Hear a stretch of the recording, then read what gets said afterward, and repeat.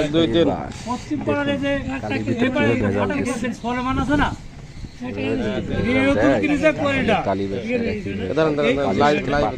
জুড়ে দিয়ে শুধু লাইভে সারা বাংলাদেশ এক ভাগ পাতা ঢুকাই দিয়েছে কালির ভিতরে।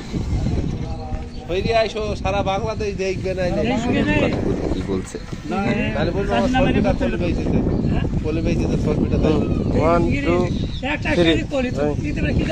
এই যে পশ্চিম পাড়ার ফাটার সাইডে সলেমান বলে একটা লোক আছে, সলেমান সৎ ব্যবসায়ী কাল্লা এই করলে কিনেছে 5 টাকা হোক কি 6 টাকাই হোক কিনেছে।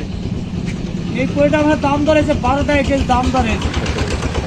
এই কোয়েটা নেবো তো আমি বস্তা খুঁজে দেখছি এক একটা হালাতে 300 গ্রামের নোংরা মাল বেড়াইছে।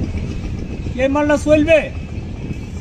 মানে এক হালায় 300 গ্রাম করে কম দিয়েছে। হ্যাঁ 300 গ্রামের নোংরা, তা নোংরা কম হালা এইগুলা বাদ গেল। এই যে মোট 3টি হালা ভেঙে দিয়ে 3 ঝালে যে এরকম যে ময়লা মাল, এটা কি চলবে? মনে তো অনেকগুলো বাদ যাবে, 5-7 কেজি বাদ যাবে। মনে 7 থেকে 8 কেজি বাদ যাবে।